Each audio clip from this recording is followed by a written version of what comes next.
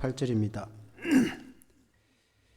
히브리서 8장 1절에서 8절 신약성경 360페이지입니다. 히브리서 8장 1절에서 8절 교독하시겠습니다. 지금 우리가 하는 말의 요점은 이러한 대제사장이 우리에게 있다는 것이라. 그는 하늘에서 지극히 크신 이의 보좌 우편에 앉으셨으니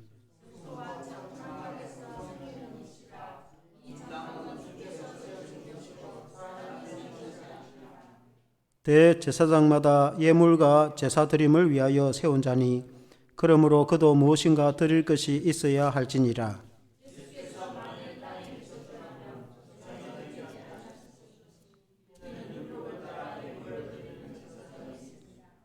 그들이 섬기는 것은 하늘에 있는 것의 모형과 그림자라. 모세가 장막을 지으려 할 때에 지시하심을 얻음과 같으니 이르시되 삼가 모든 것을 산에서 내게 보이던 본을 따라 지어라 하셨느니라.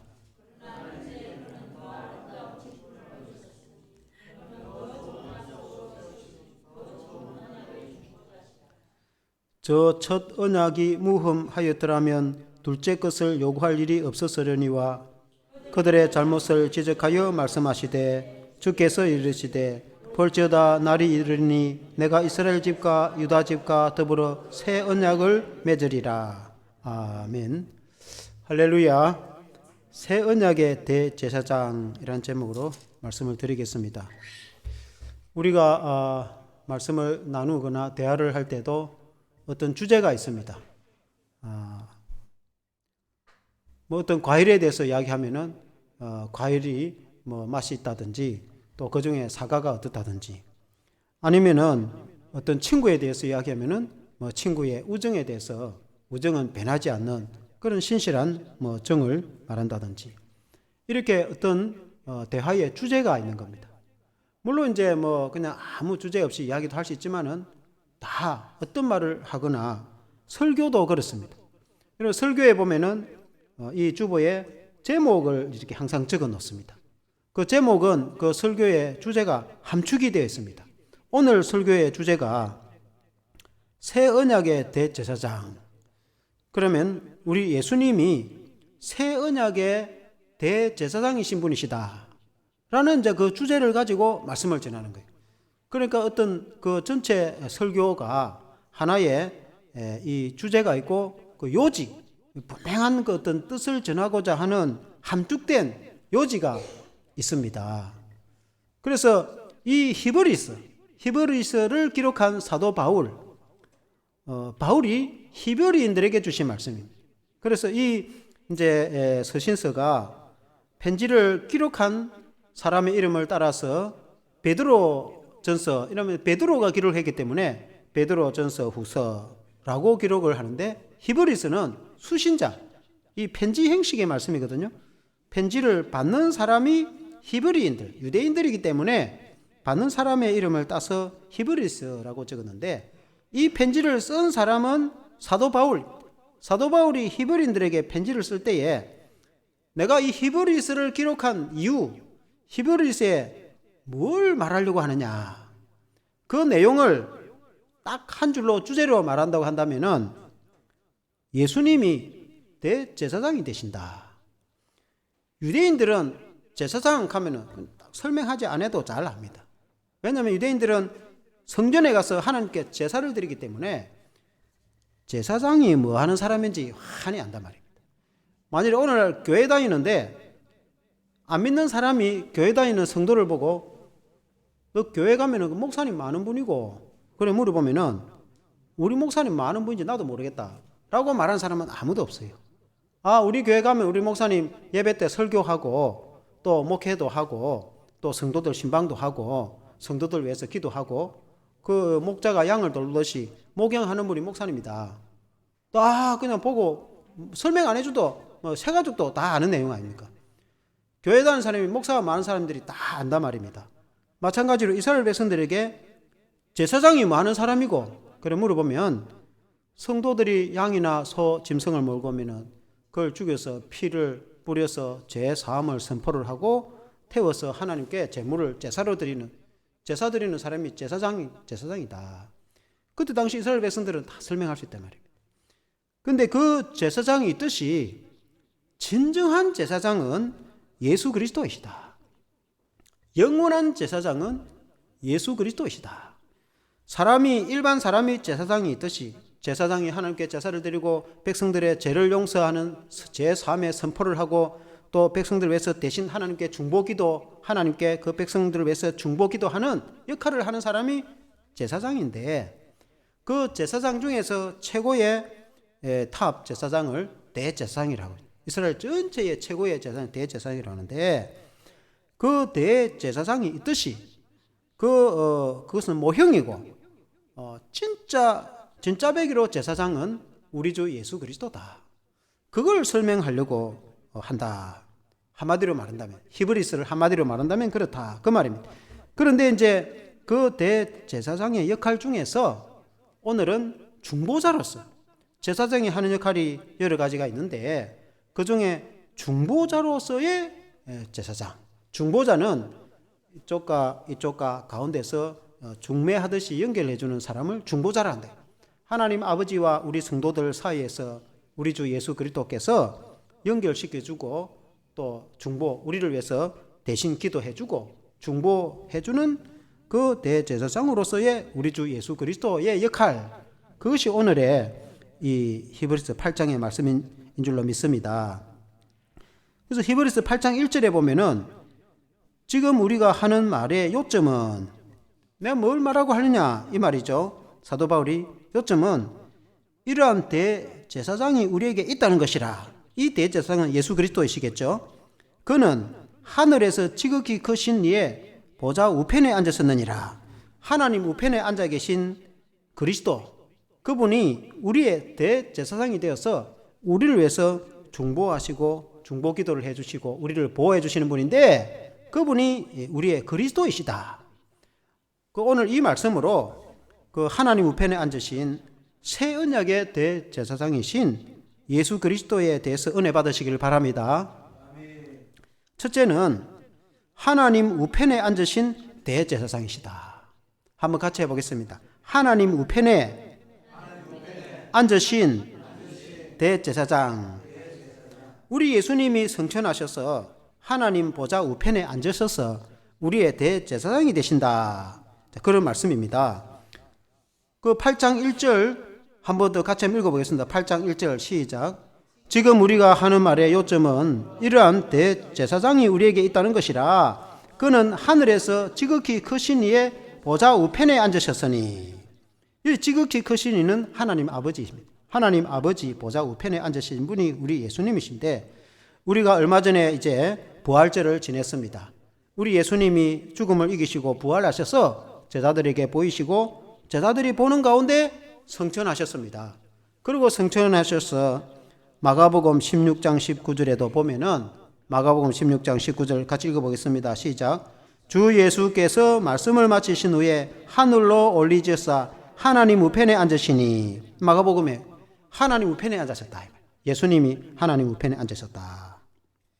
하나님 우편에 앉으셔서 우리를 위해서 대신 기도해주고 우리를 위해서 중보해 주시는 분이 그리스도이시다, 그 말입니다.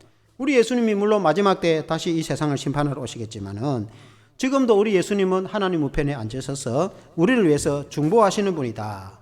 그럼 그것이 얼마나 중요한가?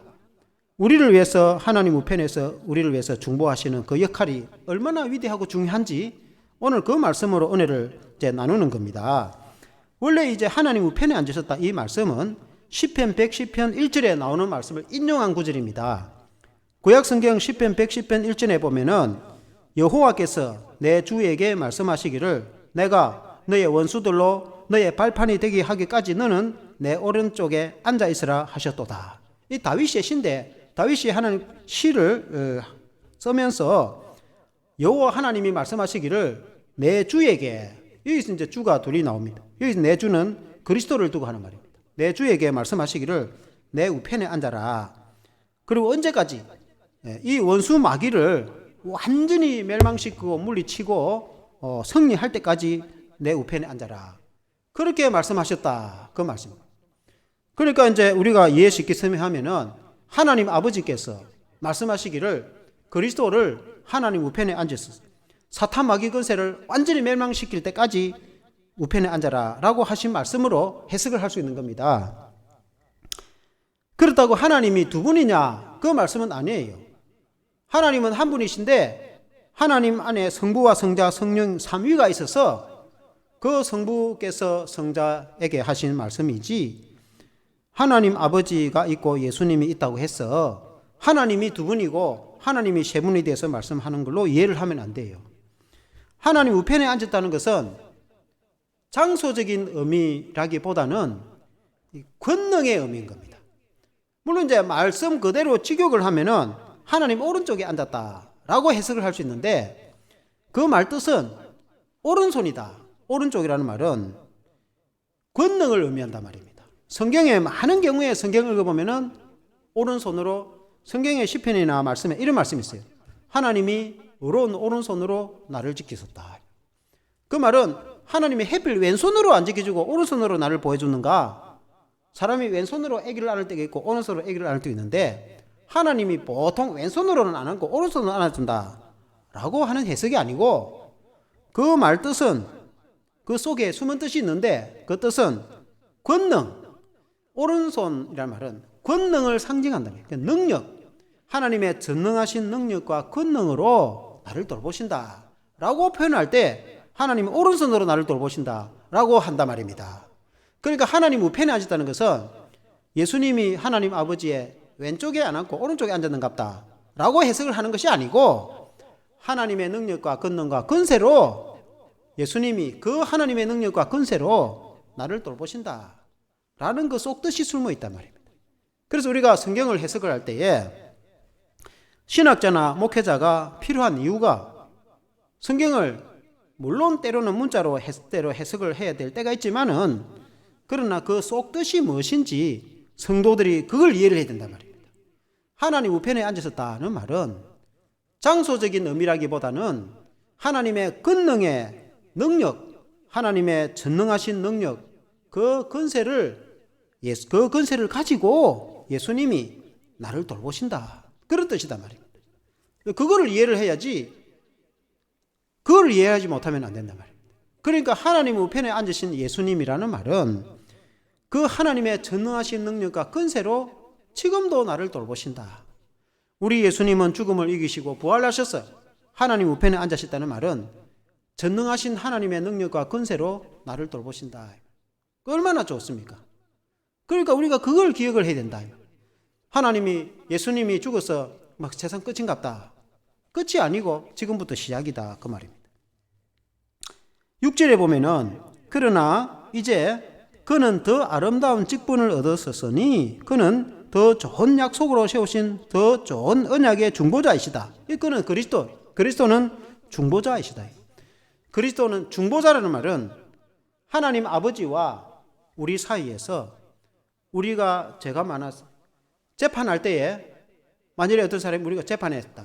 그러면 이 법적 용어도 모르고 나는 죄가 없다고 무죄를 말을 하고 싶은데 법적 용어 법으로 따질 수가 없어요. 그러면 그때 변호사가 이 사람은 그 사람을 다치게 한 거는 의도적으로 한 게 아니고 운전을 해가다가 그 사람이 골목에서 갑자기 튀어나온 머리에 어떻게 피할 길이 없어서 다른 아이 안 치우고 이쪽을 차를 돌리다가 이쪽 사람을 찌받아갖고 상처가 난 것이지, 이 사람을 때려 죽이려고 찌박으려고 그렇게 운전해가 하는 게 아니다. 그 법적 어떤 용어에 보면은 이 고의가 아니고 이렇게 어쩔 수 없는 상황에서 이렇게 한 거기 때문에 벌을 좀 덜하게 해줘야 된다라고 변호사가 보호하듯이 그게 중보자다 말입니다. 그와 같이 우리 예수님이 하나님 앞에서 우리를 보호하고 중보를 해주신다.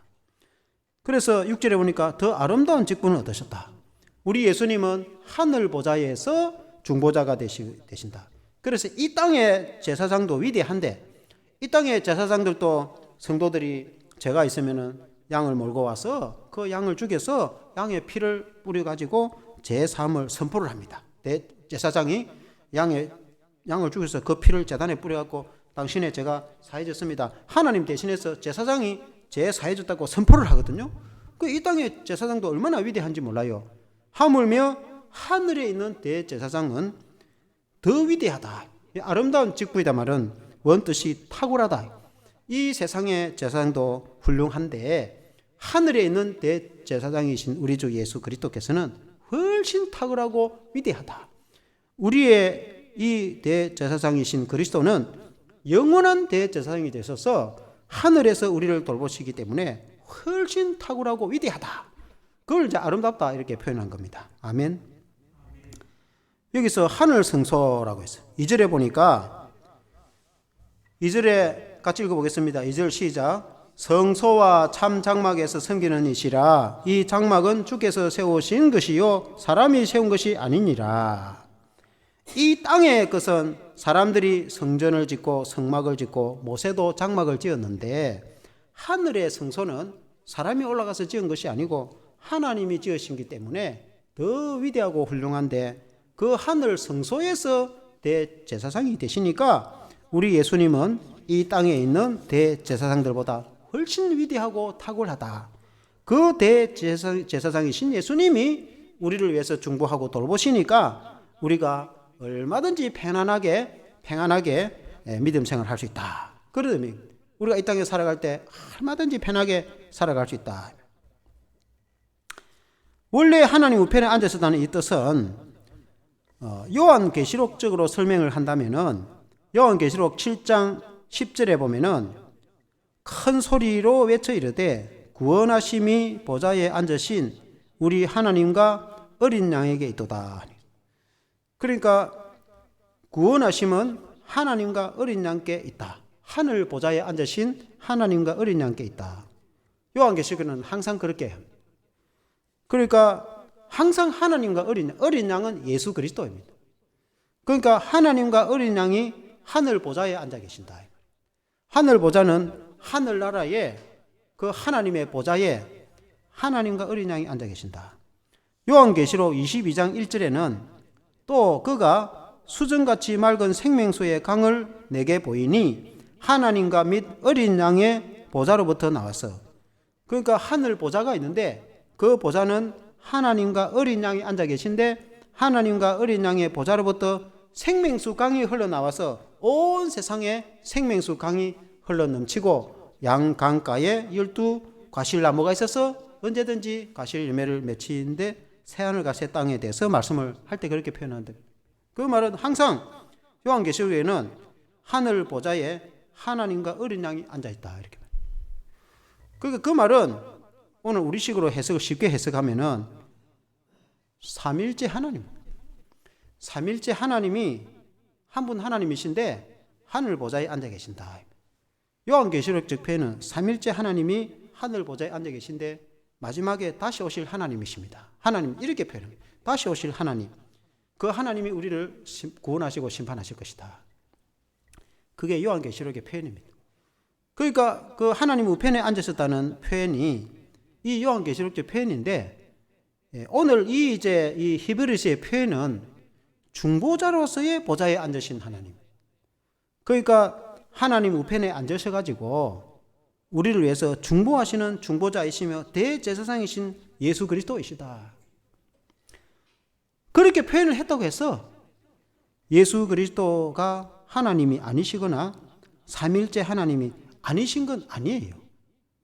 그러나 제2위 하나님이신 예수님은 아버지와 우리를 위해서 아버지께 중보하는 중보자로서 강조를 한단 말입니다. 강조를 하되 이 땅에 있는 대제사장도 위대한데 하늘 보좌 하나님 우편에 앉으셔서 우리를 위해서 중보하시는 그리스도의 이 중보의 능력은 위대하다. 그래서 하물며 이 땅에 있는 대제사장도 우리를 위해서 중보해 주면은 제도사에 옛날에 이제 조금 전에 말씀드린 양을 잡아가지고 어떤 사람이 내가 죄가 있다. 내가 죄를 사함을 받아야 되겠다. 그러면 양을 먹고 제사장에 끌고 와요. 그럼 제사장이 양을 죽여가지고 그 피를 뿌립니다. 그러고는 당신의 죄가 사해졌다고 용서받았다고 죄 사함은 하나님이 하시는데 제사장이 하나님 대신해서 당신의 죄가 용서받았다고 선포를 합니다. 땅땅땅 선포. 그러고는 그 양을 태워서 하나님께 제사를 드립니다. 이 제사장이 얼마나 위대합니까? 제3은 하나님만이 할 수 있는데 하나님을 대신해서 제3을 선포를 해준단 말이에요. 이 중보자단 말이에요. 그리고 그 성도를 위해서 기도를 해준단 말입니다. 하나님께서 불쌍히 여기시고 돌봐달라고 기도를 한단 말입니다. 하나님께. 그게 중보자거든요. 이 땅의 중보자인 대제사장이 그렇게 하듯이 우리 주 예수 그리스도께서는 하늘의 중보자가 되셔서 하나님 아버지 우편에 앉아 계셔서 지금도 우리를 위해서 중보하니까 하나님 우편에 계신 그리스도의 중보가 얼마나 위대하냐. 그 위대함은 전능하신 하나님의 능력으로 우리를 중보하시기 때문에 이 땅에 있는 대제사장이 우리를 위해서 중보해도 죄도 용서해 주시고 우리를 돌보시는데 하물며 하늘에 계신 그 대제사장이신 중보자이신 그리스도께서 우리를 돌보시지 않겠냐. 우리를 위해서 그리스도께서 중보하시는데 누가 우리를 해야겠느냐. 우리가 오늘 세상에 살아갈 때 많은 사람들이 세상에 불신자도 그렇고 믿는 사람도 그렇고 이 험한 세상에 살아간다. 오늘 이 험한 세상에 위험한 것들이 얼마나 많습니까? 심지어 전쟁도 있고 심지어 많은 코로나 같은 질병도 지나가고 또 수많은 살아가면서 직장과 사회와 학교와 모든 살아가는 환경에서 위험하고 어렵고 힘든 일이 얼마나 많습니까? 다 그 속에서 우리가 살아간단 말입니다. 그런데 하나님의 우편에 계신 그리스도께서 우리를 위해서 중보하시니까 그 중보는 전능하신 하나님의 능력과 권세이기 때문에 넉넉히 우리를 돌보고 우리를 보호하시니까 우리가 충분히 안심하고 살아갈 수 있다. 아멘. 얼마나 멋집니까? 그리스도께서 우리를 중보하시는데 누가 우리를 해치겠느냐. 그러므로 아무것도 두려워하지 말고 무서워하거나 떨거나 걱정하지 말고 세상을 살아가되 그리스도를 의지하라. 아멘. 둘째는 새 언약의 대제사장이신 그리스도다라고 히브리서에 바울이 말씀하고 있습니다. 히브리서 8장 6절을 한번 같이 읽어보겠습니다. 8장 6절 시작. 그러나 이제 그는 더 아름다운 직분을 얻으셨으니 그는 더 좋은 약속으로 세우신 더 좋은 언약의 중보자이시다. 우리 예수님은 중보자이기는 중보자인데 더 좋은 새 언약의 중보자이다. 그 새 언약의 중보자는 뭐냐? 그럼 첫 언약의 중보자가 있으니까 새 언약의 중보자겠죠. 첫 언약의 중보는 모세가 시나산에서 받은 말씀으로 이스라엘 백성들에게 준 그 구약의 언약이 첫 언약인 거예요. 7절에 보니까 저 첫 언약이 무효하였더라면 둘째 것을 요구할 일이 없었으려니와. 그러니까 그 첫 언약은 모세가 받은 그 말씀으로 이스라엘 백성들에게 준 첫 번째 시내사 언약인데 그 언약이 흠이 있어 깨어져 버렸다. 왜 깨어졌느냐? 그것은 이스라엘 백성들이 그 하나님의 말씀과 언약을 지키지 아니하고 파기하여서 하나님이 그 첫 언약을 새롭게 해서 이제는 새 언약을 주신다. 첫 언약에 문제가 있었던 것 같으면 둘째 언약이나 새 언약이 필요가 없었을 건데 첫 언약에 문제가 하나님의 언약이 문제가 있다는 뜻이 아니라 함께 언약을 맺은 그리스도가 문제가 언약의 백성 하나님 이스라엘 백성들이 문제가 있어서 그 언약을 파기하고 새 언약을 세우셨다. 새 언약은 오늘 예수님이 십자가를 통해서 우리를 구원하시는 언약, 예수님을 통해서 우리에게 성령을 주시는 언약, 예수님이 우리의 대제사장이 되시고 사람이 이제는 대제사장이 아니라 예수님이 우리의 대제사장이 되셔서 우리에게 언약 주시는 이것이 새 언약. 우리 신약 시대에 교회를 두고 하는 말이겠죠. 이것이 새 언약인데 왜 하나님이 그러면 이렇게 새 언약을 맺었다고 하느냐? 8절에 보니까 그들의 잘못을 지적하여 말씀하시되 주께서 이르시되 볼지어다 날이 이르리니 내가 이스라엘 집과 유다의 집과 더불어 새 언약을 맺으리라. 원래 이 말씀은 예레미야의 말씀을 인용한 구절입니다. 예레미야 31장 31절에 이런 말씀이 나옵니다. 여호와의 말씀이니라 보라 날이 이르리니 내가 이스라엘 집과 유다 집에 새 언약을 맺으리라. 우리가 알다시피 구약 성경 예레미야는 눈물의 선지자입니다. 예레미야 성경을 읽어보면 눈물 없이 읽을 수가 없어요. 왜냐하면 하나님의 백성인 유다와 이스라엘이 완전히 패망해버립니다. 그러니까 예루살렘 성이 불타고 백성들은 포로로 끌려가고 완전히 전쟁에서 실패하고 패하는데 그걸 선지자가 하나님의 종이며, 하나님이 어떤 분입니까? 전능하신 하나님 아닙니까? 그 전능하신 하나님의 백성인데, 그 하나님의 백성이 비참하게 전쟁에서 초토화되는 모습을 그것도 하나님의 종인 선지자가 자기 눈으로 본단 말입니다. 예루살렘 멸망하는 거. 그리고 예루살렘 멸망당하기 전에 수없이 예레미야가 말합니다. 이렇게 당신들 살면은 이 나라 망한다고. 이렇게 하면 안 된다고.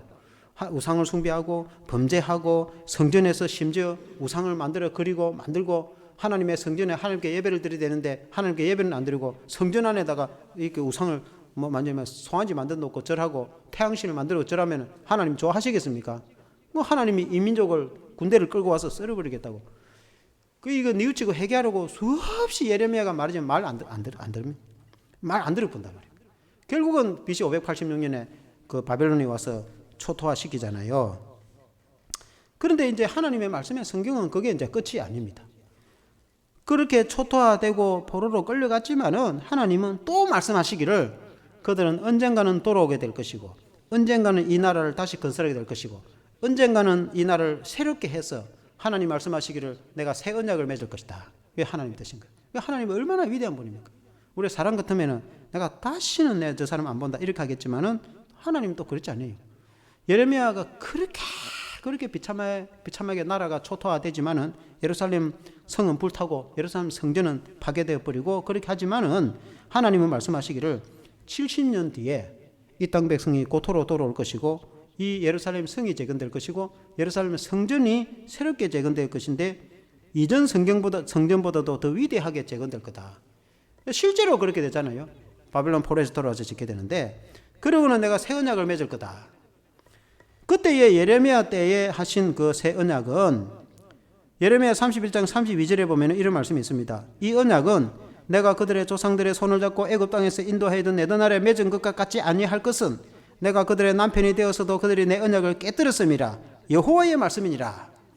그러니까 내가 애굽에서 그들을 인도해내서 시내에서 그들과 내가 언약을 맺어서 나는 그들의 남편이 되고 그들은 내 신부가 되고 내 백성이 된다고 서로 언약을 맺었는데 이 하나님의 신부가 되는 이스라엘 백성들이 남편인 하나님을 버리고 세상에 죄를 짓고 우상을 숭배하고 그렇게 해서 언약이 파괴가 되었지만은 내가 그들이 고토로 돌아와서 나라를 재건하고 새롭게 할 때에는 이전의 시대보다도 더 위대하게 예루살렘 성을 재건하고 예루살렘 성전도 재건하고 더 위대한 나라를 만들어서 내가 그들의 남편이 되고 내가 그들의 하나님, 그들은 내 백성이 되고 내가 새로운 언약을 맺을 것이다. 나는 그들의 하나님이 되고 그들은 내 백성이 되고 새롭게 나라를 건설할 것이다. 새로운 언약을 맺는데 이것은 이 신의 산의 언약보다도 위대한 언약을 맺을 것이다.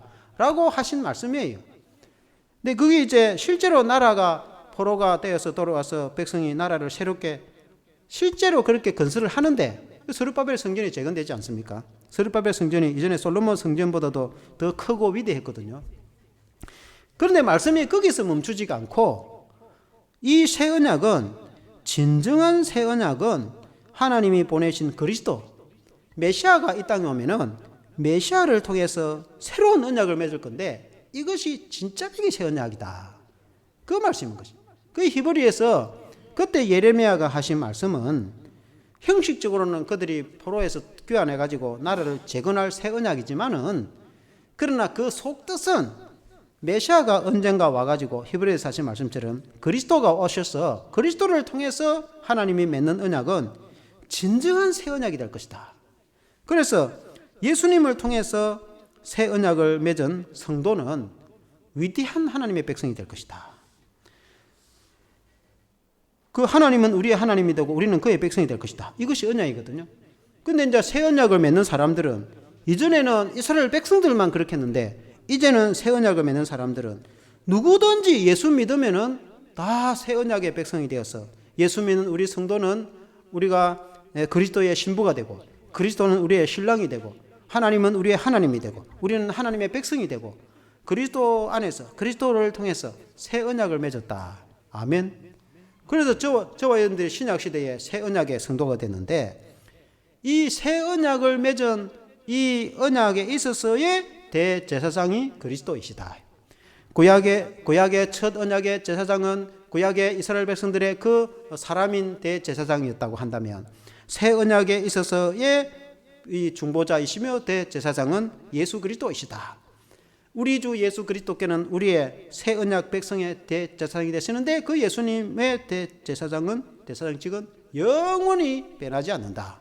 이 세상에 있는 인간의 그 제사장은 죽고 또 그 아들이 대신 제사장이 되고 바뀌지만은, 그러나 우리 예수님은 영원히 살아계셔서 그 제사장직을 영원히 수행함으로 우리를 영원히 돌보신다.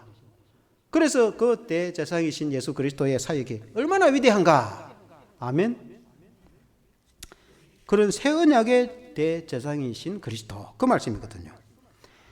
그래서 히브리서 8장 10절에 보니까 또 주께서 이르시되 그날 후에 내가 이스라엘 집과 맺은 언약은 이것이니 내 법을 그들의 생각에 두고 그들의 마음에 이것을 기록하리라. 나는 그들에게 하나님이 되고 그들은 내게 백성이 되리라. 이 원래 예레미야 하신 말씀인데 이제는 우리가 신약에 우리가 해당되어서 우리 하나님은 우리의 하나님이 되고 우리는 하나님의 백성이 되고 우리가 예수님을 믿어서 새 언약에 참여하는 자가 되었다. 이 말씀이 히브리서 말씀이거든요. 근데 이제 여기서부터 이제 중요한 것은 히브리서 8장 11절에 보니까 또 각각 자기 나라 사람과 각각 자기 형제를 가르쳐 이르기를 주를 알라 하지 아니할 것은 그들이 작은 자로부터 큰 자로부터 다 나를 알미라 하셨습니다. 사실 원래 이 말씀도 그 예레미야의 그 말씀을 인용한 구절이긴 한데, 그들이 고토에서 돌아와서 나라가 새롭게 되어지고 새 언약을 맺게 되면은 다시는 하나님에 대해서 모른다, 그 말 하지 않을 것이다. 왜냐하면은 그들이 경험적으로 하나님을 다 만나게 되고 하나님을 알게 될 것이다, 이 말씀인데, 이건 이제 히브리서의 말씀으로서 말한다면은 하박국 2장 14절 말씀처럼 하박국 2장 14절 말씀 같이 한번 읽어보겠습니다. 시작. 이는 물이 바다를 덮은 같이 여호와의 영광을 인정하는 것이 세상에 가득함이라. 그러니까 이제 오늘 말하면 신약의 새 언약을 맺은 우리들은 예수 그리스도를 통해서 하나님을 아는 지식이 충만해서 누구든지 하나님을 아는데, 바다에 물이 바다를 덮은 같이 하나님을 아는 지식이 가득 차게 될 것이다. 바닷물이 바다를 덮으면 그 온 바다를 덮잖아요. 그렇게 하나님을 아는 지식과 하나님의 영광에 대해서 누구나 다 참여하게 될 것이다. 그래서 신약 시대에 예수 그리스도를 믿는 성도는 예수 그리스도를 통해서 하나님을 아는 지식이 충만하게 될 것이다. 그때는 하나님에 대해서 가르쳐줄 필요도 없고 하나님이 어떤 분에 대해서 더 이상 말 안 해줘도 된다. 왜냐하면 다 알고 있기 때문에. 그리고 이게 이제 중요한 거는 이전에 구약의 백성들이 그들이 언약을 파기할 때에 하나님을 믿지도 않고 하나님께 예배를 드리지도 않고 하나님께 제사를 드리지도 않고 오히려 하나님 우상을 숭배하고 범죄하고 말씀을 어기고 심지어 성전에서도 우상을 태양신을 만들어 놓고 절을 하고 우리는 하나님 모른다고 우상을 섬기는 그 사람들이었습니다. 그러나 그리스도를 통해서 새 언약을 맺은 새 언약의 백성들은 예수님을 통해서 우리가 예수님을 믿으면 하나님이 어떤 분인지 다 알게 됩니다. 우리가 하나님을 어떻게 알 수 있느냐? 예수님을 믿으면 하나님을 다 알게 됩니다. 예수님을 우리가 구체적으로 잘 믿으면 하나님에 대해서 설명 안 해줘도 돼요. 왜냐하면 예수님이 말씀하시기를 나를 본 자는 아버지를 본 자, 빌립보서에게 내 말은 아버지의 말씀, 내가 스스로 하는 말이 아니라 예수님이 하신 말씀은 내가 아버지의 말씀을 전해줍니다. 그래서 오늘 우리가 내가 예수님을 잘 믿는다, 그 하나님을 잘 믿는다. 내가 예수님을 잘 안다, 그 하나님을 잘 아는 거예요. 예수님을 보면 하나님을 알 수가 있어요. 우리 하나님은 눈에 보이지 않는데, 하나님은 어떤 분인지 우리가 알 수가 없는데 어떻게 우리가 하나님을 잘 아느냐? 우리는 하나님을 잘 아는 거죠. 왜 하나님을 잘 알 수 있느냐? 예수님을 알기 때문에. 예수님이 어떤 분인지 모른다, 그 그리스도인도 아니죠. 그 예수제의도 아니다 말이에요. 예수제의는 당연히 예수님이 어떤 분이 성경에 다 안다. 예수님 안전뱅이도 일으키고 눈문 자 뜨게 하고 예수님 병자도 고쳐주시고 예수님이 결국 십자가에 돌아가시고 예수님이 부활하시고 예수님이 성천하시고 예수님이 산상보훈에 말씀해 주신 거, 예수 믿는 사람이 모르는 사람이 누가 다 예수님 그럼 다 안단 말이에요. 예수님을 잘 안다, 하나님을 잘 알고 있다 이 말이에요. 그래서 더 이상 하나님에 대해서 설명 안 해줘도 된다. 이미 성도들이 다 알고 있으니까. 만일에 우리가 예수님을 몰랐다고 하면은 하나님은 눈에 안 보이니까 알 수가 없어요. 하나님은 어떤 분이실까? 사랑의 하나님이시기로 하는데, 전능하신 하나님이시기로 하는데, 천지를 창조하신 하나님이 되시는데, 그 하나님은 지금도 살아계신 온 우주를 다스리시는 하나님이신데, 그 하나님은 어떤 분이신가? 막연히 생각을 하고, 이슬람 믿는 무슬림들은 하나님은 위대하고 전능하시고 무한하시고, 감히 하나님을 아버지라고 하면, 하나님 아버지라면 목을 쳐서 죽입니다. 어떻게 하나님을 아버지라고? 하나님은 멀리 계시고 도무지 하나님께 가까이 가면 안 되고, 하나님 가까이 가면 전부 다 죽는 겁니다. 그러나 우리는 예수 믿는 성도는 예수님을 내 마음속에 모시기 때문에 하나님은 내 안에 계시고, 하나님은 나와 함께 계시고, 하나님은 나의 아버지가 되시고, 하나님은 나와 가장 가까이 계시고, 하나님은 천국 보좌에도 앉아 계시지만 하나님은 내 안에 나와 함께 늘 동행하시고 늘 나와 함께 하시는 하나님이 우리 하나님이신 줄로 믿습니다. 왜냐하면 예수님을 그렇게 믿기 때문에, 예수님을 통해서 하나님을 그렇게 알 수 있는 거예요. 우리 예수님이 중보자가 되셔서, 우리 예수님이 대제사장이 되셔서 하나님 아버지에 대해서 충분히 말씀해 주시고 보여주시고 이야기해 주시고 설명해 주시는 거예요. 그러니까 예수님을 보면은 하나님 이런 분이구나 알 수가 있단 말입니다. 그러나 예수님을 안 보면은 하나님을 막연히 있을 무슬림들처럼 막연히 상상을 할 수 있을지 모르겠으나 하나님을 만날 수도 없고 알 수도 없어요. 그러나 반대로 예수님을 내가 구체적으로 영접하여서 믿으면은 하나님 이런 분이구나 단번에 누구든지 아는 것이다 이 말이에요. 그래서 예수님의 중보의 역할이 얼마나 중요한가. 그 예수님이 우리를 중보하실 때 12절에 보면은 이제 끝으로 내가 그들의 불의를 긍휼히 여기고 그들의 죄를 다시 기억하지 아니하리라 하셨느니라. 원래 이 말도 예레미야 하신 말씀인데, 예레미야 때 그렇게 죄를 짓고 그렇게 우상 숭배하고 그렇게 하나님의 말씀을 거역하던 백성들이 포로로 끌려가서 70년간 고난을 받고 완전히 고난받아갖고 변화돼가고 새 사람이 돼가지고 돌아올 때에는 내가 이제 다시는 그들의 죄를 기억하지도 않고 그들을 새롭게 해서 내 백성으로 삼을 것이다. 하나님이 하신 말씀인데, 그것은 모양이고 형식이고, 하나님이 그 속에서 진짜 하고 싶은 말씀은 때가 되면 메시아를 보낼 텐데, 그리스도가 이 땅에 오면은 그리스도를 통해서, 오늘 같으면은 십자가를 통해서 흘리신 보혈로 피로 우리 죄를 완전히 씻어주시고 용서해 주셔가지고 예수 안에서 용서받은 성도는 다시는 그 죄를 기억하지도 않을 것이다. 예수 믿기 전에는 그 많던 죄를 이제 예수 믿어서 예수 피로 다 씻어버리고 예수 안에서 모든 죄를 용서해 주시고 예수님을 통해서 죄를 기억하지도 않고 동에서 서가 문 것 같이 우리의 죄를 멀리해서 예수 안에서 우리가 하나님의 자녀로서 흰옷 입은 거룩한 하나님의 천사와 같이 우리가 하나님의 성도가 된 줄로 믿습니다. 예수님 때문에 우리 죄가 다 용서를 받았다.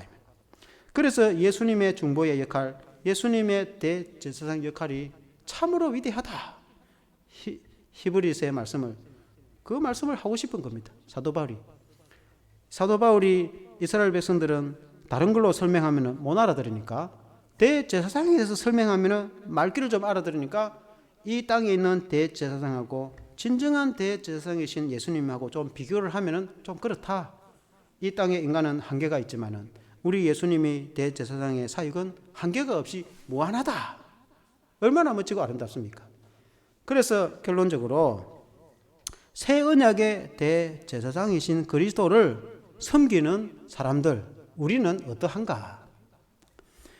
그래서 결론적으로 새 언약, 새 시대에 살아가는 저와 여러분들은 우리의 진정한 대제사장은 예수 그리스도이신데, 그 예수 그리스도는 우리의 중보자가 되시고 우리가 하나님 아버지께 감히 나아갈 수 없을 때에 우리 주님이 우리를 중보하시고 변호해 주시고 돌봐 주시니까 예수 그리스도 안에서는 하나님의 은혜의 보좌 앞에 담대하게 당당하게 하나님의 자녀로서 당당하게 그렇게 이제 나갈 수가 있죠. 제가 표현을 그런 말 잘 쓰는데, 그 집에 가면은, 어느 집에 가면은 그 자녀가 냉장고를 열어볼 때는 냉장문을 확 열어보고 엄마 주중에 뭐 했냐고, 뭐 하고 돌아다닌다고, 맛있는 것도 아무것도 없노. 근데 만일에 그 아들이니까 그렇게 하지, 아들이 아니고 아들 친구가 놀러 온 것 같으면은 냉장고 문을 열어보지도 않아요. 그러면 냉장고 문을 열어보겠습니까? 혹시 거기서 주스라도 한 잔 주면 아유 감사합니다 하고 마시고 끝이지. 반찬이 있니 없니, 간식이 있니 없니 그런 말을 안 합니다. 그러나 그 집의 아들은 어쩝니까? 자기가 뭐 맡겨놓은 게 있나? 그래도 당당하게 냉장고 문을 열어보고 먹을 게 하나도 없네. 반찬, 이게 반찬이라고 했나? 이래 본단 말이에요. 그러니까 이제 그 자녀니까 부모님한테 당당하게 그렇게 해야 한다. 그러니까 우리가 예수님을 믿기 전에는 하나님에 대해서 두렵고 알지도 못했지만은 예수님을 믿어서 예수님이 우리를 중보해주고 보호해주니까, 배노를 해주니까 예수님 안에서는 하나님 앞에 당당하게 나간단 말이에요. 당당하게 하나님 앞에 복을 달라고 기도하고 나갈 수가 있게 됐는데, 이 예수님의 중보가 위대하다. 제가 설명을 표현력이 부족해가지고 예수님의 그 중보하심의 위대하심이 정말로 위대하고 탁월하고, 이게 언어가 더 표현할 수 있는 게 없기 때문에, 그래서 히브리서는 아름답다 이렇게, 아름답다 이렇게 표현하니까 그냥 좀 꽃처럼 좀 예쁜갑다 이렇게 생각하는데, 사람들이 성경은 그게 아니고 여기 아름답다는 것은 위대하고 탁월하고 흠이 없어서 완전하여서 하나님의 능력과 권세와 같은 동일한 권세로 우리를 돌보시고 중보하시는데, 그분이 그리스도다. 그래서 그리스도가 우리를 위해서 중보하는데, 나 같은 죄인이라도 하나님 앞에 당당히 나갈 수 있으니까, 그리스도가 우리를 위해서 보호해 주니까 이 세상에서 겁이 날 게 뭐가 있고, 그리스도가 나를 중보해 주니까 이 험한 세상, 위험한 세상에 살아갈지라도 잘 때는 팍 잡고. 예수 믿는 교회 성도들이 잠이 안 와가지고, 온갖 세상 걱정 때문에 잠이 안 와가지고 그러면 곤란하단 말이에요. 물론 걱정거리가 한도 끝도 없어요. 걱정하고 이 세상을 생각하면은 한도 끝도 없지만은, 일단 예수님을 생각하면은 모든 걱정과 염려는 예수님께 맡기고 짜푸는 거예요. 왜냐면 예수님도 알아서 할 테니까. 어린아이가 부모님께 맡기면은 뭐 그냥 짜푸는 거지 뭐. 이 국가가 어떻게 될지, 뭐 세계 평화가 될지 그런 거 생각합니까? 그와 같이 우리가 예수님 생각하면은 예수님이 나를 위해서 중보할 테니까, 비록 우리가 죄가 좀 있더라도, 비록 우리가 좀 부족하더라도, 비록 우리가 이 땅에서 연약하더라도, 일단은 예수님이 나를 위해서 중보해 주니까, 일단은 예수님이 나를 위해서 보호해 주니까, 일단은 예수님이 나를 위해서 하나님 앞에 다 배노를 해줄 테니까 믿고, 예수님 믿고 짜푸는 거예요. 편안하게 단잠을 잘 수 있다 이 말이에요. 그러니까 나의 중보자 예수님이 얼마나 좋습니까? 오늘의 이 성경의 주제는 예수님이 나의 중보자가 되신다. 예수님이 나의 대제사장이 되시는데, 대제사장으로서의 여러 가지 역할이 있지만은 그 중에 특히 예수님은 나의 중보자가 되시는데, 나를 위해서 대신 중보해 준다. 그 중보해 준다는 말, 나를 위해서 대신 기도해 준다도 되고, 나를 돌보준다, 나를 보호해 준다, 나를 보내어 준다, 내가 말 못할 때 예수님 내 대신에 말해 준다, 그런 뜻들이 포함이 되는 거예요. 나를 위해서 중보해 준다. 기도원 성도가 새 가지고 오면은 예배를 어떻게 드리는지 성경이 뭔지 모를 때에 또 다 지도해 주고 그 해주듯이, 중보해 주듯이 그 중보해 주는 거 아닙니까? 그와 같이 전능하신 하나님의 아들이시고 완전하신 그 주님이 하나님 우편에 앉아 계셔가지고 하늘의 성소에서 나를 위해서 중보를 하시는데, 그것도 영원히 나를 중보해 주시는데, 내가 이 세상에서 무슨 염려와 걱정으로 이 세상에 무엇을 두려워하고 내가 사람을 무엇을 두려워하겠는가? 주님이 나의 중보자이신데. 아멘. 그것이 오늘 성경입니다. 사랑하는 성도 여러분, 이 말씀을 믿고 승리하시기를 주 이름으로 축원합니다. 함께 기도하겠습니다. 하나님 아버지, 우리 예수님은 우리의 대제사장이 되시고 중보자가 되신다고 말씀하고 있습니다. 구약의 대제사장이 이스라엘 백성들을 대신해서 소나 양을 잡아서 하나님께 제사를 드리고 그 피를 뿌림으로 죄 사함을 선포하고 그 성도를 위해서 하나님께 중보 기도하는 사람이 대제사장인데, 이 땅의 대제사장도 위대한데 하늘 성소에서 영원하신 대제사장이신 예수 그리스도께서는 우리를 위해서 아버지께 중보하고 우리를 변호하고 우리를 보호하고 우리를 돌보며 우리의 죄를 사하시고 또 우리를 지키시는 중보자가 되신다고 성경에 말씀하고 있습니다. 우리 예수님이 우리의 중보자가 되시는데 내가 이 세상에서 무엇을 두려워하겠는가? 내가 이 세상에서 무슨 것을 우리가 염려하고 이 세상에 어떤 것을 우리가 겁을 내겠습니까? 우리 주님이 우리의 중보자가 되시면 전능하신 하나님 우편에서 전능하신 능력과 권세로 우리를 위해서 중보하시는데 우리 주님이 우리를 돌보시고 우리 주님이 우리를 위해서 중보하신다면 우리가 무슨 걱정을 하겠습니까? 하나님 아버지, 우리가 이 세상에 그리스도인으로서 살아갈 때에 주님이 나의 진정한 대제사장이 되시고 주님이 나의 진정한 보호자가 되시고 주님이 나의 진정한 중보자가 되시고 영원한 보호자가 되신다는 것을 믿을 때에 우리는 주 안에서 넉넉히 승리하게 됨을 믿고 고백합니다. 그러므로 우리 모든 성도들이 이 중보자이신 예수님을 의지하여서 승리할 수 있도록 역사하여 주시옵소서. 예수님 이름으로 기도합니다. 아멘. 감사합니다. 찬송가 182장 찬송하시겠습니다.